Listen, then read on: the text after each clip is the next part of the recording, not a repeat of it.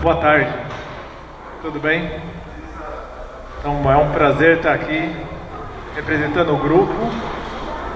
Bem, Manuel, e falar um pouquinho para vocês sobre a bioinformática no Paraná. Então a gente usou esse título muito criativo do professor Mauro, o estado da bioinformática do Paraná, muito bom.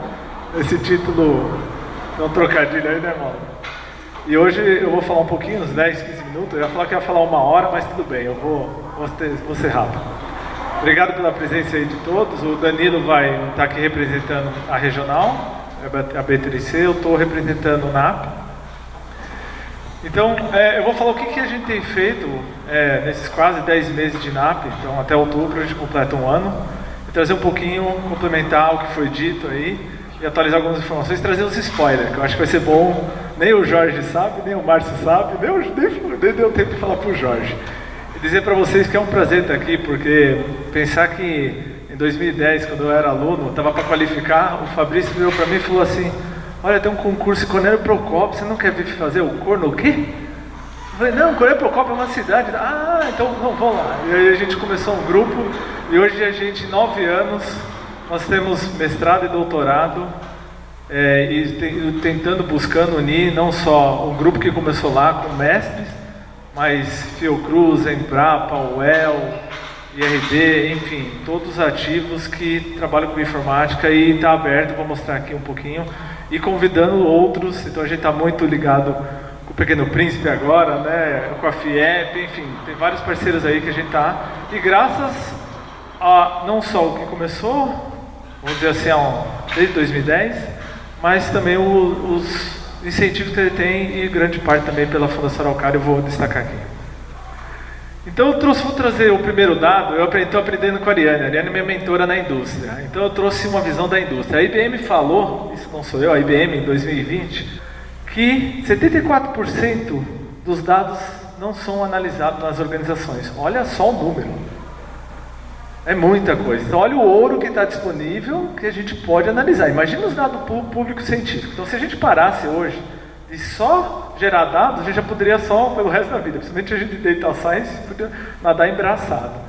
Então imagina esse uso inteligente do dado público, o que nós não podemos descobrir de novos fatos, contribuição para a sociedade, fazer isso que foi dito aqui.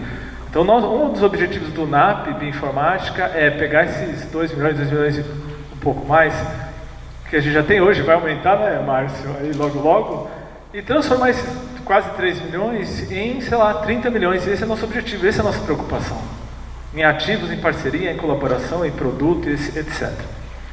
E aí eu vou fazer, nem combinei, vamos lá, vamos perguntar para a indústria. Vamos lá, quem sabe faz ao vivo. Vamos perguntar para a indústria aqui, Ariane da FIEP. Você acredita que saber quem são os ativos, quem faz os produtos, é importante para a gente desenvolver o Paraná? Muito, fundamental. Então vamos lá. Fez um dos objetivos do NAP, pilares que a gente trouxe, o Márcio comprou. O Márcio é louco, porque o Márcio comprou, junto com o professor Ramiro, obviamente. E aí a gente trouxe, uma das questões que a gente trouxe para a bioinformática aqui no Paraná espera um pouquinho, a gente, Cornélio Procópio, tem um programa, eu estou falando mais do programa de pós-graduação de bioinformática, a UFPR, nos unimos, foi muito bom. Então as irmãs, na verdade é um só, né? Então agora nós somos o Uno. Quem estudou O Herói de Mil Faces, do Joseph Campbell, sabe que ele fala um monomito, né? E que na verdade tudo se reúne ao Uno. Então eu fiz um pouquinho de filosofia. E é o que a gente fez, a gente se reuniu o Uno aqui no Paraná e fez um programa só. E que é inédito, um programa, 2 instituições, é inédito, é um caso inédito da CAPES. E aí a gente se perguntou, quando fez o NAP, elaborou e falou, mas peraí, quais são os ativos? Além de nós, né? Quem são as outras pessoas que fazem a bioinformática? Em que nível? Como? Que produtos estão gerando? Não é possível que não tenha mais gente que a gente não possa ampliar. E aí até que vou provocar positivamente o Márcio, por que nós só temos 2, um NAP de bioinformática e um relacionado ao NAP, o do genoma? Tem que ter mais, na verdade. Eu vou mostrar como o Paraná está à frente, inclusive da FAPESP. Olha que bom, vou mostrar em números. Tá?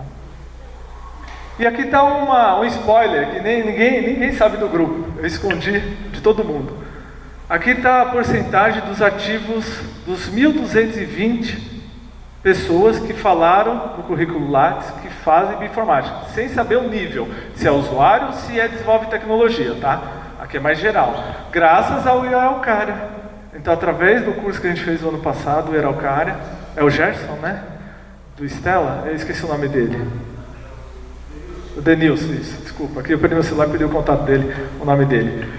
Nós entendemos o sistema do Stella e Araucária, fizemos a extração a partir das opções que tem lá do filtro. Quem faz bioinformática no Paraná, bioinformática, bioinformática, etc., citou pelo menos alguma vez no currículo quem são essas pessoas. Então tem 1.220 pesquisadores no Paraná distribuídos nessas instituições.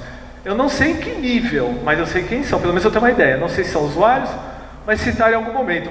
Falou uma vez, nós pegamos esse cara. E aí foi dito aqui os números. Olha só o Paraná. O Paraná tem 2 universidades com 3 programas. Quase 50% dos programas de bioinformática estão no Paraná. Programa de pós-graduação agora. Ou seja, formação de recursos humanos, que é outro pilar do NAP. E o que eu quero dizer para vocês, tanto para as agências, que já é visionária, e para a indústria, olha a faca e o queijo que a gente tem na mão. Nem o Estado de São Paulo tem isso, nem a FAPESP tem isso. Só para mostrar para vocês e reforçar o que foi dito, olha o que a gente não pode ainda fazer mais. Então, só para mostrar os ativos que a gente tem hoje e onde a gente pode chegar. Tá? Então, só para reforçar esse contexto.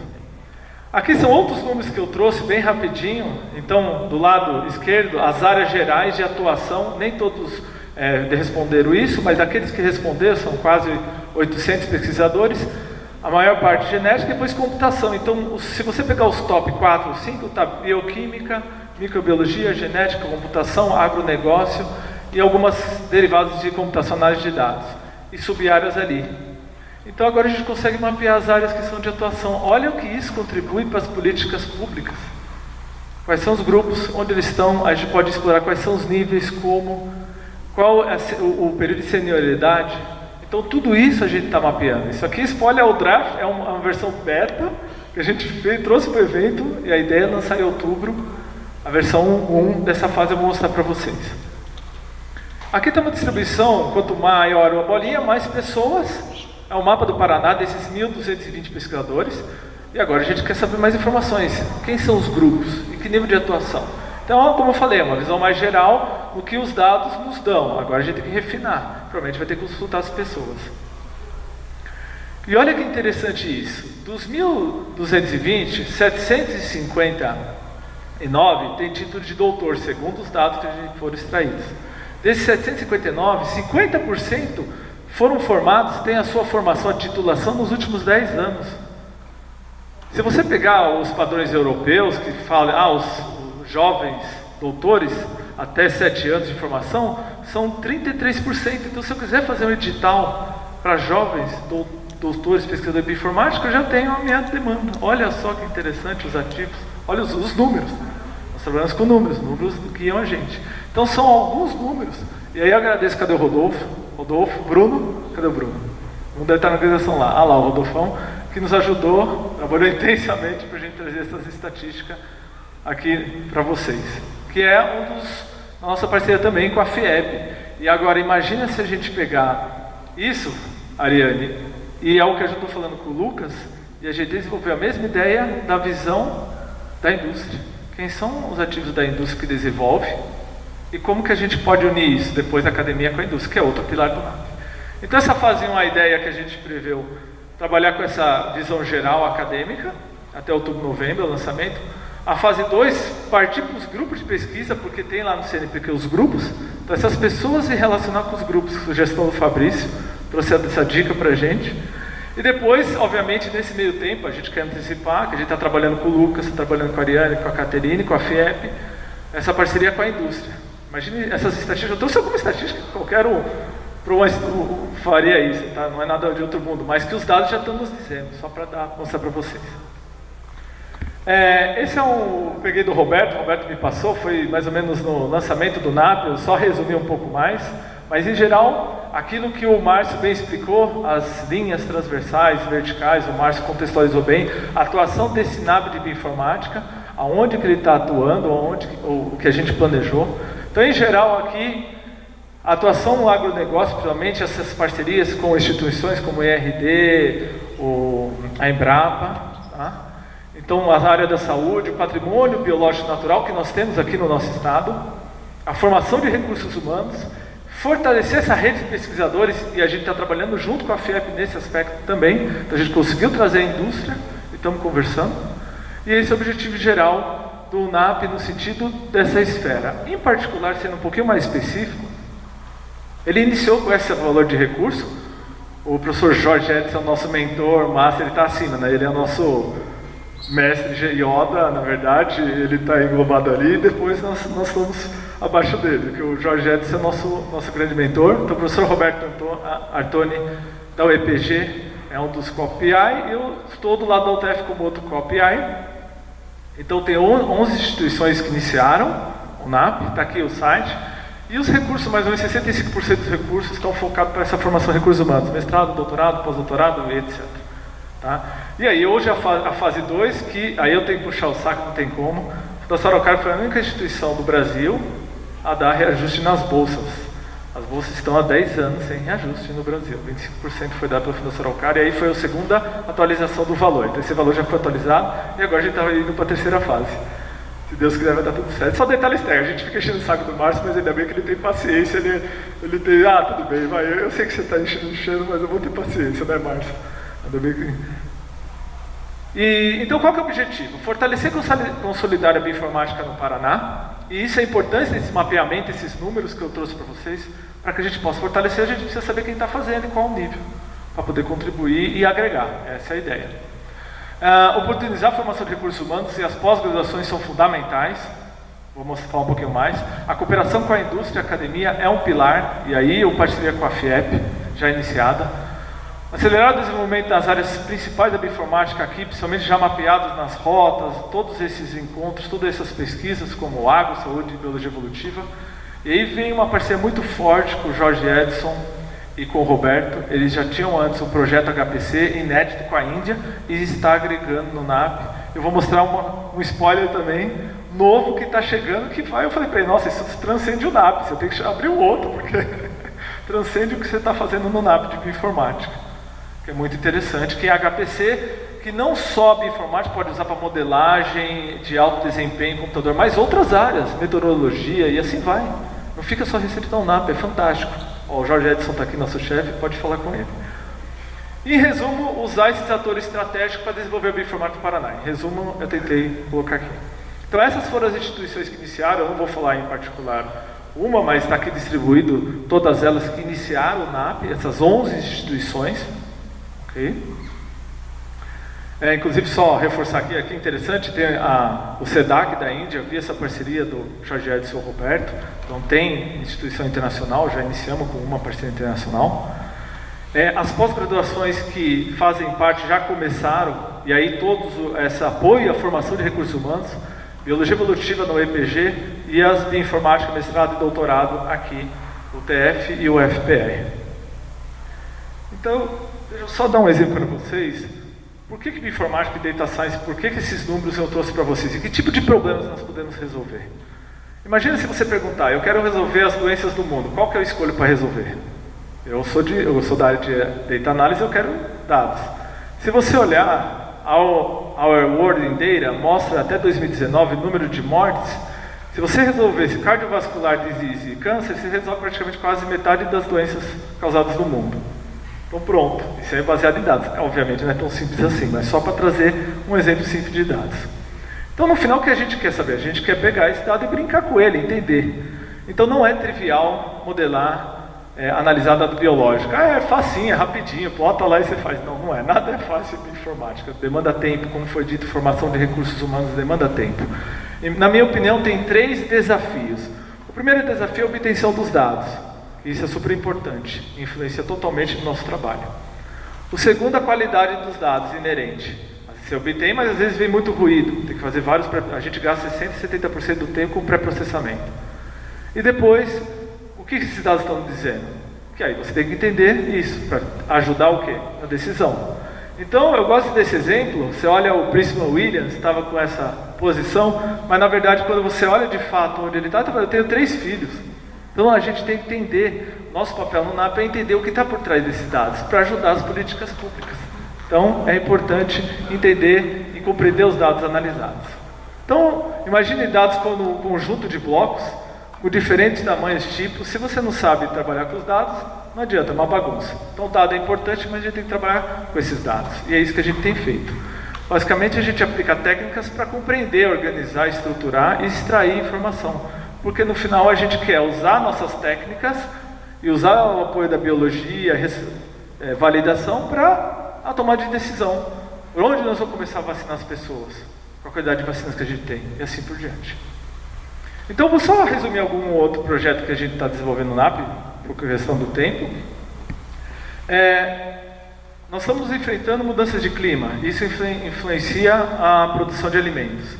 E, obviamente, a gente tem que começar a pensar em novas variedades que sejam adequadas a essas variações climáticas. E uma das coisas que influencia em planta, na produção, são os elementos transponíveis.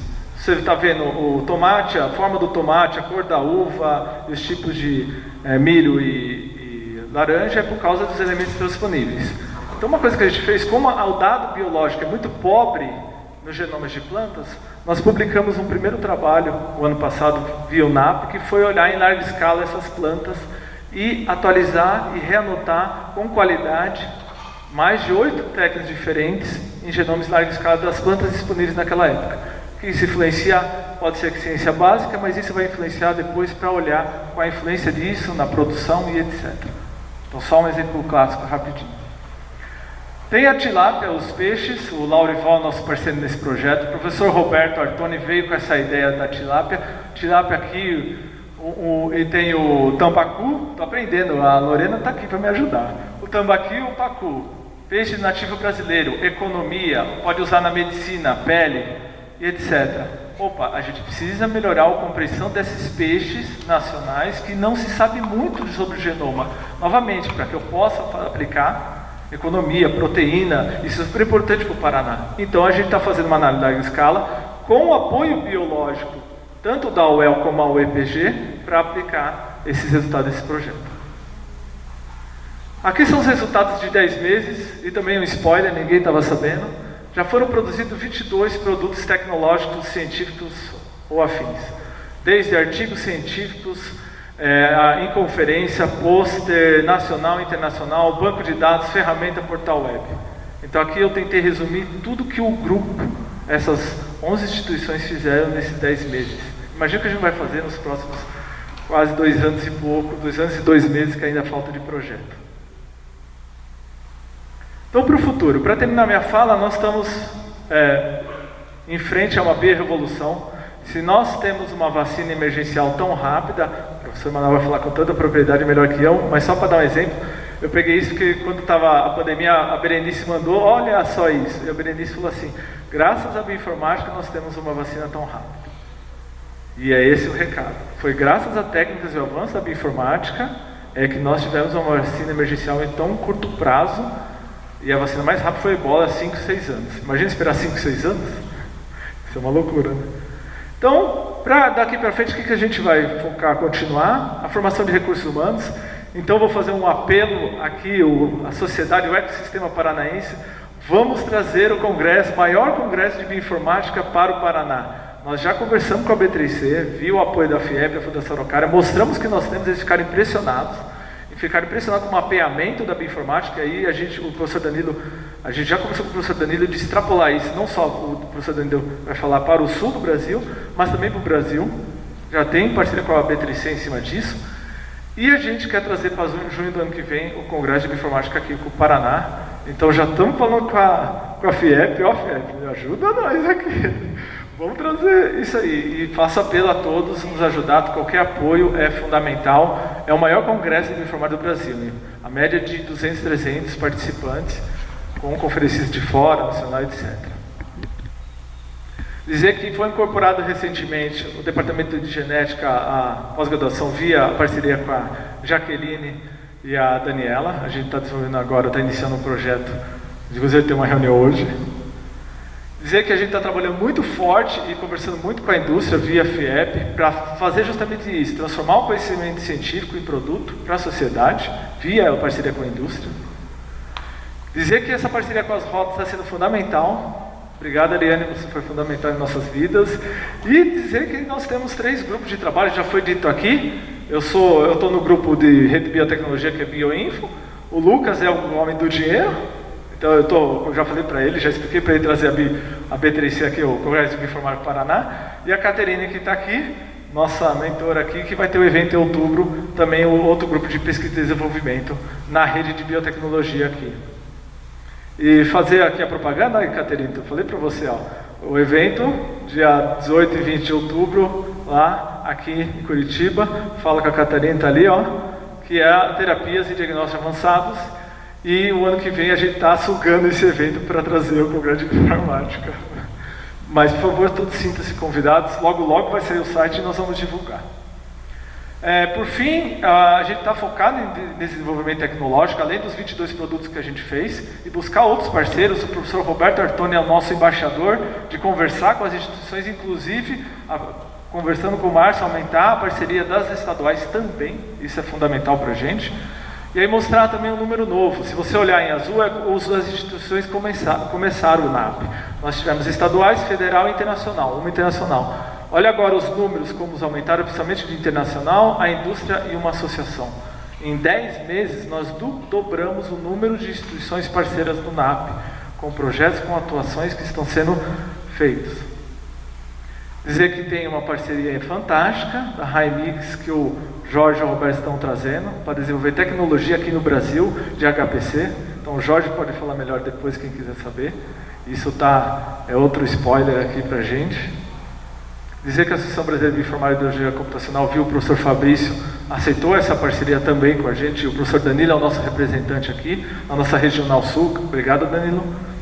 E dizer que a gente está com essa parceria com a indústria. Já temos a FIEP, e agora viu o professor Fábio Passetti, estamos aí terminando esse plano, junto com a Illumina, para trazer um projeto inédito de crianças e adolescentes em Covid. Então, o professor Passetti é nosso líder nesse projeto, a gente está trabalhando junto como com a coordenadora aqui.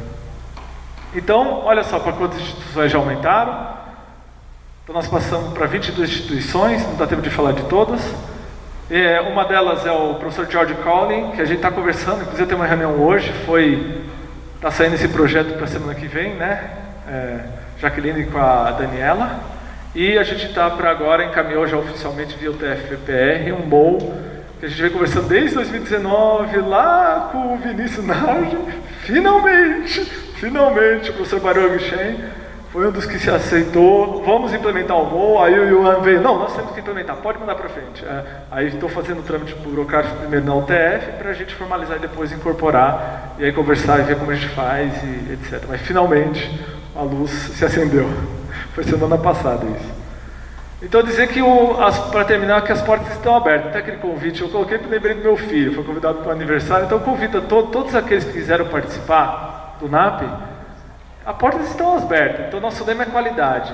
Veja que a gente tem 22 produtos com qualidade, a gente trabalha com boas ideias, foca em resultado e contribuir para a sociedade, e dizer para você, o NAP está aqui para te ajudar, e o que você tem a oferecer para o NAP? Porque eu acho que é uma via de duas mãos uma colaboração, não pode ser uma via mão, só um lado, porque senão não funciona, acorda a história. Tá? Dizer que eu só coloquei as pessoas das pós-graduação, eu não faço nada sozinho, eu só sou um representante, amanhã pode estar outra pessoa, e agradecer a todos esses. Provavelmente eu esqueci de alguém, eu peço desculpa porque eu sou horrível para isso, eu estava fazendo isso de ontem para hoje, então peço desculpa e agradecer a todos. E, então, para fechar, eu tentei mostrar esses 10 meses de NAP Bioinformática que a gente tem feito. A parceria com a indústria é um pilar. O desenvolvimento de recursos humanos, esse evento, trazer o Congresso de Bioinformática, o evento da FIEP, são todos eventos, ações de treinamento que a gente está fazendo, e colaboração é fundamental. Sozinho a gente não faz nada, e a gente precisa, o debate democrático é fundamental. Obrigado, Roberto, obrigado, Jorge, obrigado, Fabrício, pela parceria, obrigado.